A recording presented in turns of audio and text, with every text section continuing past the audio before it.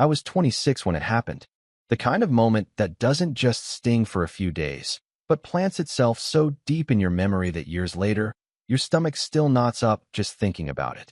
My name's Connor, and if I had to explain my family dynamic in a single sentence, I'd probably say, picture a sitcom where everyone laughs, except the punchlines are real people, and one of them is always me. Growing up, I was the youngest of three. My brother, Josh, is 5 years older and the golden boy of the family. Varsity everything, straight into dad's company after college. Married his high school sweetheart, had 2 kids by 28. My sister, Lily, was the free spirit turned Instagram influencer before that was even a real job. And me? I was the oops. The surprise baby. The one my parents weren't planning on and never really adjusted for. I heard whispers growing up. They weren't trying for a third. You know, they almost didn't keep him. It was never said directly to me, until it was. Despite all that, I tried.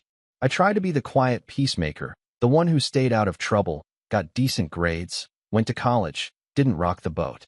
I thought if I just stayed in my lane long enough, I'd earn a little respect, maybe even a sliver of pride. But in our house, love was a currency, and I was always overdrawn. The lead up to the reunion started about 6 months earlier. My mom sent a group email with the subject line, "Big Family Reunion." All caps because this is important. That was her thing. Exclamation points and guilt trips. The message went on about how it had been years since everyone had been in one place, how they'd rented a big cabin in the mountains, how even Aunt Marie was flying in from Arizona with her 6-pound dog that barked like a dying alarm clock. At the time, I was living in a 1-bedroom apartment in Chicago, working as a data analyst at a mid-sized firm. It wasn't glamorous, but it was stable, quiet. I didn't reply to the email right away. I wasn't sure I wanted to go. The last family get-together I'd attended ended with my uncle saying, "Connor, you still don't have a girlfriend? Maybe you're just one of those, you know." And then he trailed off while nodding in a vaguely offensive direction. Everyone laughed. I didn't, but I went anyway. Guilt's a powerful thing, especially when you're the one everyone thinks has something to prove. The cabin was massive. 3 stories, wood-paneled everything, fake bear rugs, the whole rustic fantasy. I pulled up in my used Honda Civic and parked between Josh's brand-new Escalade and Lily's leased Tesla. There were already about 20 people inside, and more were showing up by the hour. Hugs, loud voices, the occasional shriek of, "Oh my God, you've gotten so tall," as if I'd grown 3 inches in the last decade. I was tired. I'd worked late the night before, then caught a 4 a.m. flight with a layover in Detroit. I wasn't in the mood for small talk, but I smiled and nodded and played my role. I helped carry in coolers and set up chairs. I grilled burgers when the designated grill master bailed to watch football. I even took my little cousins on a hike when they got bored and started throwing rocks at the squirrel feeder. I did what I always did. I made myself useful. The reunion hit peak chaos on Saturday night. That's when the official dinner took place. 50-plus people packed into the backyard, long plastic tables covered in mismatched tablecloths, disposable plates stacked a foot high, kids running around with juice boxes, and the adults slowly getting tipsy on boxed wine and light beer. My mom was in her element. She wore a floral apron she didn't need and played hostess like we were being filmed for some low-budget Hallmark special. She kept announcing things like, "This is what family looks like," and "Isn't this perfect?" every 15 minutes, like she was trying to convince herself it was true. That's when my dad decided it was time for speeches. He'd had a few drinks, his cheeks were red, and he was swaying just a little. He stood on a wooden bench and clinked his glass with a fork. All right," he said, voice booming over the laughter. "Can I get everyone's attention for a minute?" People quieted down. Phones came out. Cameras pointed. My brother looked smug. My sister flipped her hair and struck a pose. I stood off to the side, sipping my soda, thinking maybe this would be one of those harmless dad speeches about memories and how time flies. You know, the kind of thing that ends with everyone hugging and pretending they're not secretly judging each other. But no. Instead, my dad looked around, then stretched one arm behind my back and pulled me forward like he was about to give me an award. "And this guy," he said with a loud chuckle, "this guy right here." I smiled awkwardly. He kept going. "This one's our family miracle," he said. Well, more like a mishap that turned out all right in the end. Laughter rippled across the crowd. Some of it was polite. Some of it wasn't. He grinned. Yup, the mistake we kept. But hey, he didn't end up in jail or anything, so that's a win, right? More laughter. This time louder. My uncle nearly spit out his drink. My aunt clapped. Even my brother snorted into his glass. Only a few people looked uncomfortable. My cousin just glanced at me and mouthed, "I'm so sorry," but she didn't say it out loud. I didn't laugh. I didn't say anything. I just stepped away, slowly, and walked back into the house. No one followed me. I don't think they even noticed I was gone. Upstairs, I sat on the edge of the guest bed and stared at the wall for a long time. I could still hear them laughing through the windows. I wasn't angry. Not yet. It was something else, something heavier. It felt like being 12 again, overhearing my parents argue about money and hearing my dad say, "Well, if we didn't have to pay for Connor's stuff." It felt like realizing, again, that I was the footnote in a family that always had a headline. I didn't say goodbye. I didn't pack anything but the essentials. I got in my car, turned off my phone, and drove. I didn't even tell my boss I wouldn't be in on Monday. I just left. I crossed 2 state lines before I even looked at a map. I ended up in Portland, Oregon, of all places. I'd never been before. I just picked a spot where no one would think to find me. I got a new phone, new job, new apartment, no social media. I didn't tell anyone where I went. I didn't answer the emails. I didn't respond to the texts that came in later, most of them just saying, "Where'd you go?" as if they didn't know exactly why. And for a while, it worked. I built a life out there. Small, quiet, peaceful. I joined a climbing gym. I got into photography. I made friends who didn't know anything about my family or my past. I even started dating someone.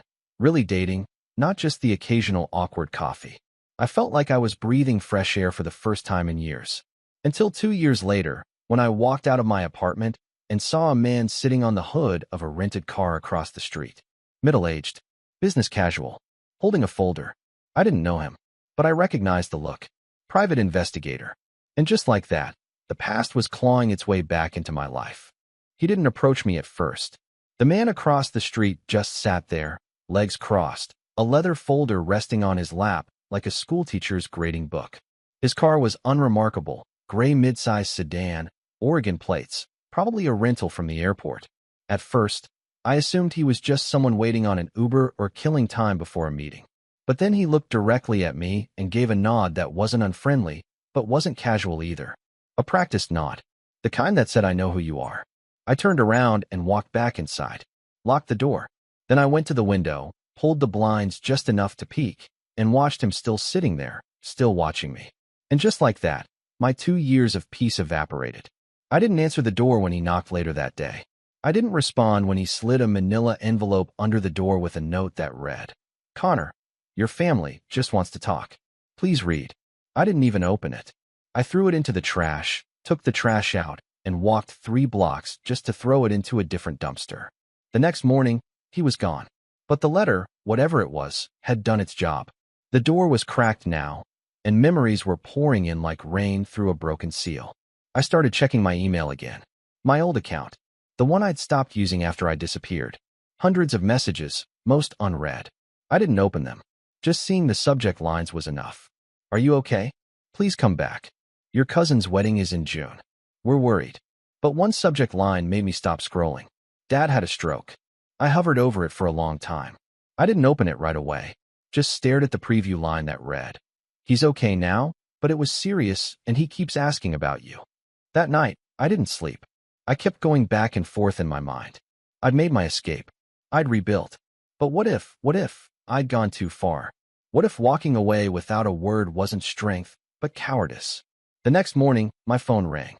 A number I didn't recognize. I declined the call. It rang again 30 seconds later. Same number. I let it go to voicemail. Then a text came through. "Connor, it's Lily. Please talk to me. I'm not like them." I stood there for a full 5 minutes, staring at the screen. Then I turned my phone off, threw it into the drawer, and went to work like everything was fine. It wasn't. A week passed. Then 2. I kept getting calls from unknown numbers. I blocked them one by one. Then emails started coming in on my new account. Work email. My photography portfolio inbox. Somehow they were finding cracks. Slipping through. The private investigator must have found more than just my address. I felt like I was being watched in every room I entered, even though no one was there. I stopped going to the climbing gym. Stopped going out at all, really. It was like the walls of my new life were growing thinner by the day. And then, about a month later, Lily showed up. She was standing outside my building when I left for work, wearing oversized sunglasses and holding a to-go coffee like she was in some paparazzi video. I froze. She smiled. "Hey, stranger," she said softly. I didn't smile back. "How the hell did you find me?" She held up her phone. "I didn't. James did. He's persistent. Hired someone. I didn't ask to be found." She nodded. "I know. But can we talk?" I didn't want to, but I was too stunned to say no. We ended up sitting in the small coffee shop 2 blocks down, across from each other in a booth near the window. She looked different. Tired, maybe. Or older. But not fake happy like she usually was at family gatherings. "I just wanted to see you," she said. "You didn't even say goodbye. Didn't think I needed to." "That's not fair." "Neither was calling me a mistake in front of 50 people. I snapped. She looked down. I didn't laugh. "Doesn't matter." There was a long silence. She sipped her coffee. I didn't touch mine. "Dad's sick," she said eventually. "He's not doing great. The stroke hit harder than we thought. He's not himself." I didn't say anything. "He talks about you," she continued. "Keeps asking where you went. Says he didn't mean what he said." I laughed bitterly. "He meant it. He just didn't mean to say it out loud." "Maybe. But Connor, we're family." I pushed back from the table. "No, we're relatives. That's not the same thing." She didn't follow me when I walked out. But 3 days later, I got a certified letter in the mail from my parents' lawyer. It said I was being named in something called a conditional family trust restructure agreement. I had no idea what that meant, but it mentioned my father's health, his business holdings, and a request for a face-to-face discussion of inheritance restructuring in light of recent events. I ignored it. 2 weeks after that, Josh showed up. This time, I didn't even let him get a word in. I saw him walking up the stairs to my building, opened my window, and yelled, "Leave. Now." He looked up, smug as ever. "Come on, man. Don't be a child. You don't get to call me that. I didn't fly across the country to play games. You never flew across the country for me before. Why start now?" He shrugged. "Dad wants to make things right. Tell him he should have done that before he humiliated me." Josh laughed. "You're seriously still hung up on that? Dude, you've always been sensitive." The words hit like a slap. "You've always been sensitive." That was the phrase I'd heard my whole life. Anytime I tried to stand up for myself, anytime I pushed back, it wasn't that they were being cruel. It was that I was too weak to take a joke. I slammed the window shut and walked away. That night, someone broke into my car. They didn't steal anything. Nothing was missing, but everything had been gone through. Glove box open, trunk emptied, seat pushed all the way back, like someone was looking for something. I filed a report, changed the locks on my apartment, and installed a security camera. I couldn't prove it was them, but I didn't need to. The next letter that arrived was from my dad. Handwritten. Shaky. He apologized. Kind of. Said he missed me. That he didn't want to die with bad blood between us. That he wanted me to come home. Just for a visit. Just to talk. There was a check enclosed. $10,000. I didn't cash it. I didn't even touch it. I stared at it for a while, then ripped it in half. 2 days later, another letter arrived. This one wasn't from my dad. It was from Josh. And this time, it wasn't sentimental. It was business. "If you don't come home soon," he wrote, "the company and the estate will pass fully to me. You will be left out of the new documents. We try to give you a chance. Don't expect another one." I stared at the words for a long time. It wasn't about family anymore. It was about power, about control, about ownership, and they were dangling it over my head like a bone in front of a dog. But what they didn't know, what they'd never bothered to ask, was that I didn't want the money. I never had. What I did want was respect, autonomy, peace. But now they were threatening that, too. And that changed everything. Because if they wanted to make this a game, I'd play. Quietly, strategically, and I'd make sure that when I made my next move, it would be one they'd never forget. I hit my lowest point not long after Josh's letter arrived. It wasn't just the threat of being cut out of the family fortune or the underhanded way they were trying to reel me back in. It was the realization that even after 2 years of silence, 2 years of building something of my own, I was still orbiting their dysfunction like some forgotten satellite, pulled back into their gravity the second they wanted something. And they always wanted something. For a while, I didn't leave my apartment unless I had to. I'd come home from work, heat up something frozen, and stare at the wall in my living room like it owed me answers. I ignored the texts, the letters, even the knock on the door one night that I swear was Lily again, though I didn't check. I just stood in the hallway, holding my breath, waiting for it to stop. There's a kind of numbness that sets in when you realize your absence only became important to people when it threatened their convenience. When you realize your peace isn't something they care about. It's just something that made you harder to control. I started questioning everything. Why had I left? Why hadn't I burned the bridge publicly? Why hadn't I screamed back at my dad that night, instead of slipping away like a shadow? Part of me felt like a coward. Another part of me knew that silence had always been my sharpest weapon. But at that moment, sitting on the edge of my bed, surrounded by unopened letters and the ghost of my childhood, I didn't feel powerful. I felt exhausted. And then, one night, something cracked. It was raining. Hard. That kind of cold, sideways Portland rain that makes your bones ache even through a jacket. I was walking home from the grocery store, hoodie soaked, the handles of the paper bag biting into my fingers, when I saw a little bookstore on the corner I'd never noticed before. There was a flickering neon sign in the window that just said, "Open." I ducked inside mostly to dry off. I didn't even plan to stay long. But it was warm, and quiet, and smelled like cedarwood and old pages. The kind of place that doesn't exist in chain stores anymore. Behind the counter sat an older guy with a silver ponytail and half-moon glasses. He didn't say a word, just nodded at me and kept reading. I wondered. I wasn't looking for anything in particular, but my eyes landed on a thin paperback tucked between two bigger, shinier titles. The Gift of Being Overlooked. I picked it up, flipped through it.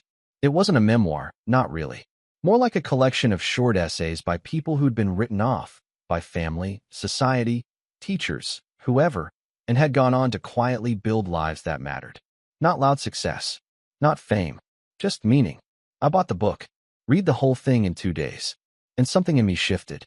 I realized I'd been treating my life in Portland like it was a pause, like eventually, I'd be forced to hit play again and return to the world I'd left. But what if this wasn't the pause? What if that life, my old one, was the false start? I wasn't a failure. I wasn't broken. I wasn't the mistake they kept. I just hadn't started yet. So I started. Slowly, quietly, deliberately. I left my analyst job. It was safe, sure, but it was draining the life out of me. I'd been building up savings, living frugally, freelancing on the side, taking on odd photography gigs when I could. I'd never needed much. I started working full-time as a freelance photographer. Weddings, local events, portraits, real estate shoots. I didn't have the best gear, but I had an eye, and I cared. And word of mouth spreads fast when you actually show up on time and treat people like humans. I joined a local co-working space. It was small, just a few desks, some beat-up couches, and a weirdly aggressive espresso machine. But it was filled with people who were building things. Startups, art, nonprofits, stuff that mattered. For the first time in my life, I felt like I was part of a community where no one cared who your parents were or what your last name meant. That's also where I met Mara. She was a UX designer, always wearing mismatched socks and drinking some kind of horrifying green juice. We were desk neighbors. She made me laugh. I made her playlists. One night, we stayed late working on our respective projects, and she looked up from her laptop and said, "You ever think you're here for a reason?" I blinked. Like in Portland? No, I mean here. Alive. Doing what you're doing. Sometimes, I said. Mostly I just feel lucky to be out of the wrong place. She smiled. That counts. We started dating not long after. And it was different than anything I'd ever experienced. She didn't try to fix me. Didn't pry. She just saw me. And for someone like me, someone who'd grown up feeling like wallpaper in his own life, that was a bigger deal than I could explain. Around that time, I got serious about my own project. It started as a blog, a place to put my thoughts. I called it Second Draft. Stories, reflections, photos from my shoots, pieces of myself that I'd always kept hidden because I didn't think they mattered. But they did. People started reading, subscribing, sharing. One post in particular went kind of mini-viral. It was titled, "When You Realize You Were the Family Scapegoat." I didn't name names. I didn't even say it was my story. But it struck a nerve. Hundreds of comments. Emails from strangers. People saying, I thought I was the only one. That's when I realized my story wasn't unique. It was just unspoken. And speaking it out loud, that was power. I bought better gear. took online business classes, upgraded my website, started taking on clients who aligned with my values, nonprofits, activist groups, small businesses trying to do something meaningful. I wasn't rich, but I wasn't struggling either. I had purpose. I had roots. And for the first time in my life, I didn't feel like I had anything to prove to anyone. Which is why, when the final letter came, I didn't cry. I didn't freeze. I didn't even get angry. I just read it. This one was from my mom. Short, handwritten, shaky, but legible. Your father is dying. Please come home. That was it. No guilt. No lecture. No check. Just those 6 words. I sat with the letter for a long time. Read it again. Then again. And I realized something. They weren't reaching out to fix what they broke. They were reaching out because they feared being forgotten. And I had already forgotten them. But this time, I wouldn't just disappear. This time, I wouldn't run. This time, I'd show up. Not because they wanted me to, but because I had something they didn't expect. Power. I didn't decide to go back right away. The letter sat on my desk for a full week, unopened after that first reading. Every time I walked past it, I caught myself glancing at the crease in the paper, the slanted handwriting, the way she didn't even sign it. Love, Mom. Just please come home. Home. That word had never felt less accurate. Still, I knew I'd go. Not because I wanted to make peace. Not because I forgave them, but because I needed to see it. I needed to know how much had really changed. If they were still clinging to the narrative that I was the problem. If they still thought they could rope me back into the orbit of their broken little galaxy. And, if I was being honest with myself, part of me wanted to look them in the eyes and let them see what they'd thrown away. But I wouldn't go unprepared. If this was the end game, I was going to play it like chess, quiet, deliberate, 3 moves ahead. They didn't know what I'd built in those 2 years. They didn't know I wasn't scared of them anymore. And most importantly, they didn't know I had something they never expected. Leverage. It started with the business. My father's company, let's call it Westbrook Industrial, was a mid-sized manufacturing firm based in Ohio. Family-owned. My grandfather started it after World War II, my dad expanded it, and Josh was set to inherit it. I'd never shown any interest in it growing up, which suited them fine. I was the artsy one, the dreamer, the one who took pictures instead of learning about quarterly reports. But I had paid attention. Quietly. Over the years, I'd absorbed more than they realized. And when I got that last letter, I decided to dig. First stop was the Public Business Registry. Took me less than 10 minutes to find the company's filings, corporate structure, and board information. Westbrook Industrial was still privately held, but they'd taken on some investors in the last decade. Minority stakeholders, listed in dry, boring legalese. I cross-referenced a few names. One stood out, a holding company based in Chicago. I knew the name. I'd done freelance work for a startup that was later acquired by them. That was my opening. I made a call. Reached out to an old contact, Sarah, a former project manager at the startup who now worked at the holding company's venture arm. We hadn't talked in a year, but she remembered me. Connor? Oh my God, I still use your headshots from that event you did. What's up? We talked. Caught up. I asked if she knew anything about Westbrook Industrial. She paused. Is that your family's company? Long story, I said.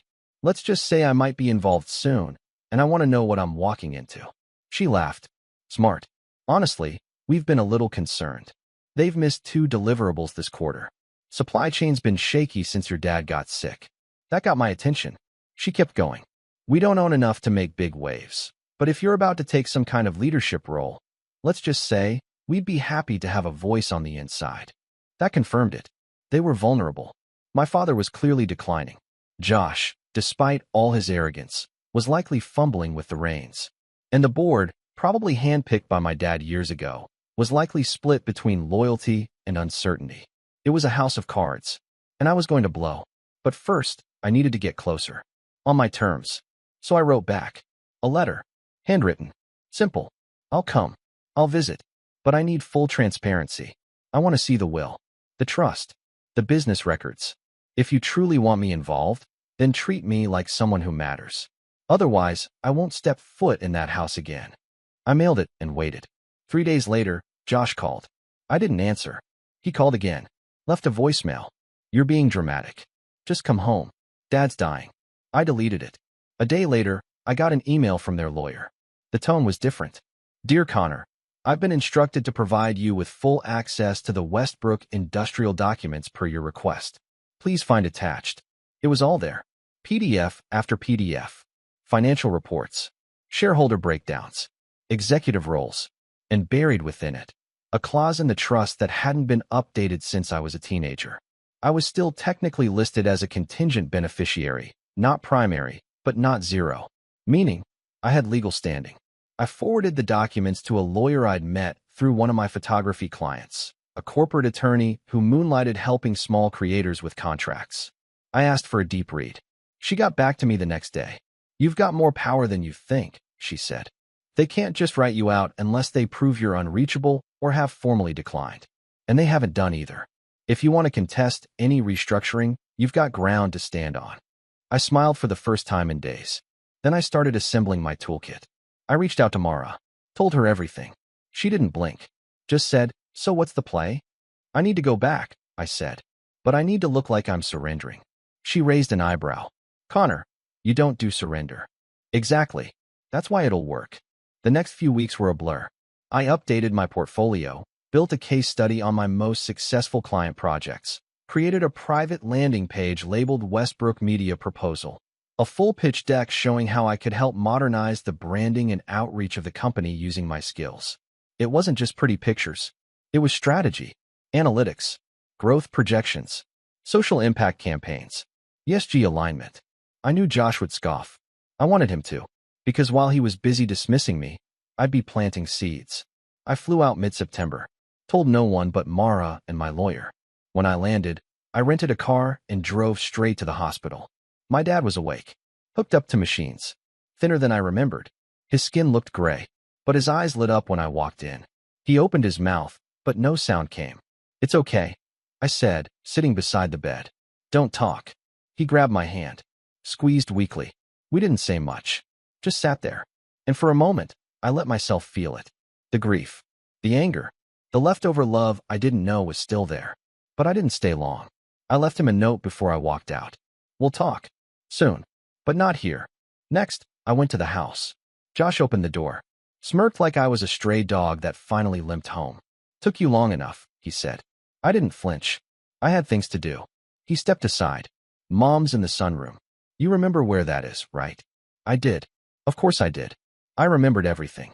I walked through the house like it was a museum of past humiliation. The staircase where I once tripped carrying plates and got mocked for weeks. The dining table where my dad once laughed about me taking an art elective. The hallway where my mom once said, "I just wish you were more like your brother." It all came flooding back. But I wasn't that kid anymore. And they didn't know who they were dealing with. I spent the next 3 days observing, listening, watching. Josh clearly thought he was in charge. He barked at staff, talked over the lawyer, treated Mom like a fragile PR problem to be managed. But I saw the cracks. The way the accountant flinched when Josh asked about reallocating funds. The way the board's emails were peppered with passive-aggressive uncertainty. They didn't trust him. They were looking for someone else. I gave them a candidate. Me. Quietly. Subtly.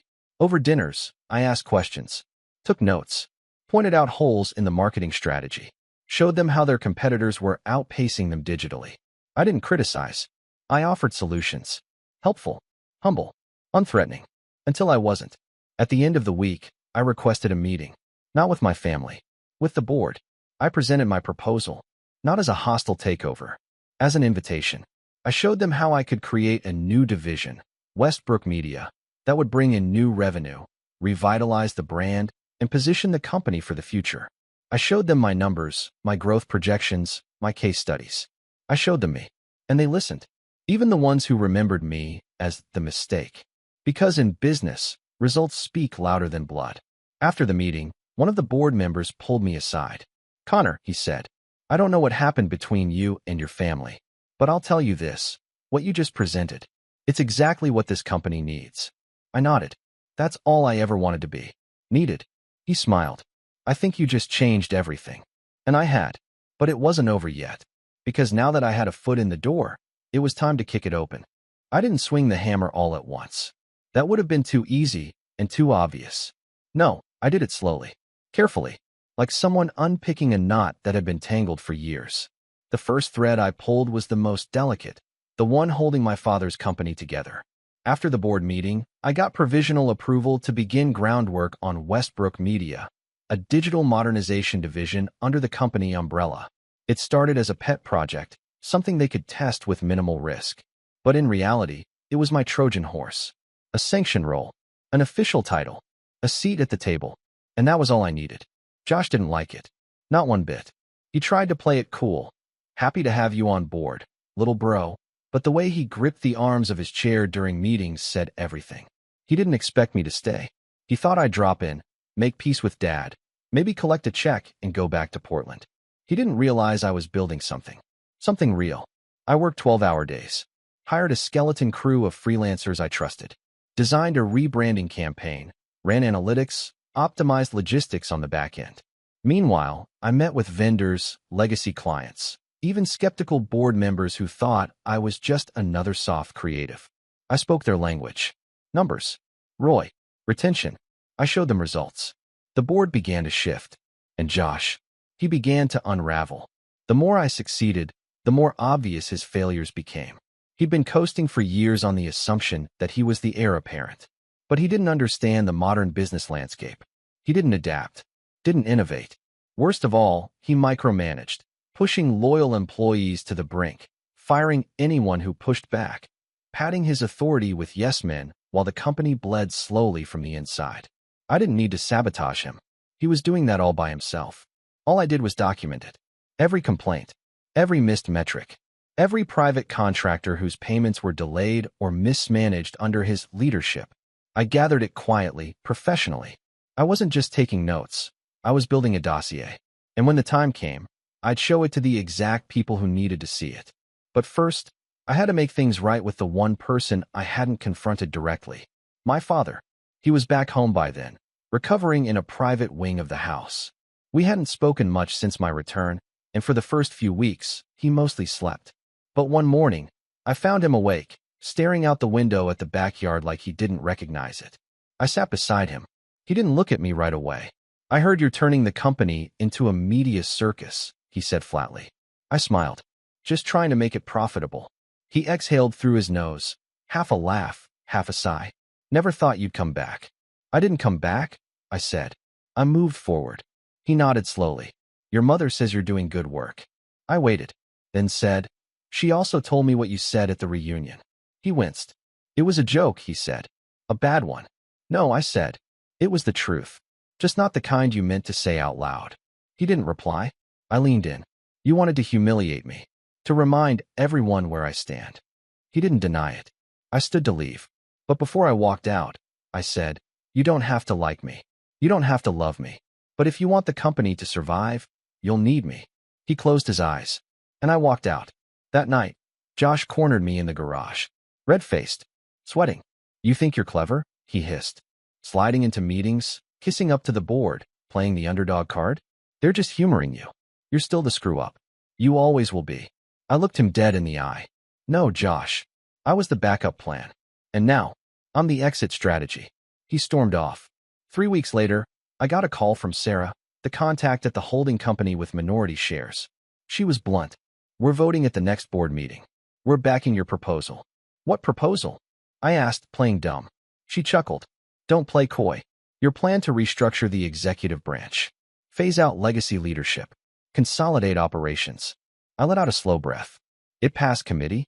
With flying colors. Your numbers are airtight. And frankly, no one trusts your brother anymore." It was time. The final board meeting was a closed session. All executives. No assistants. No distractions. I came prepared. Slide deck. Financials. Performance data. Testimonial letters from longtime vendors who supported my plan. Then, quietly, methodically, I presented the dossier. I didn't embellish. I didn't gloat. I just laid out the facts. The contracts Josh had mishandled. The employees he'd fired without cause. The suppliers he shorted. The clients he lost. The morale he tanked. And then I ended with this. Westbrook Industrial has survived 3 generations not because of bloodlines, but because of leadership. We can't afford entitlement. We need stewardship. Accountability. Vision. I clicked the final slide. It read, "Proposal, Install Connor Westbrook as acting executive director of Westbrook Media and Strategic Operations. Immediate effect. Silence. Then a board member cleared her throat. I second the motion. Another voice. All in favor? Hands went up. Unanimous.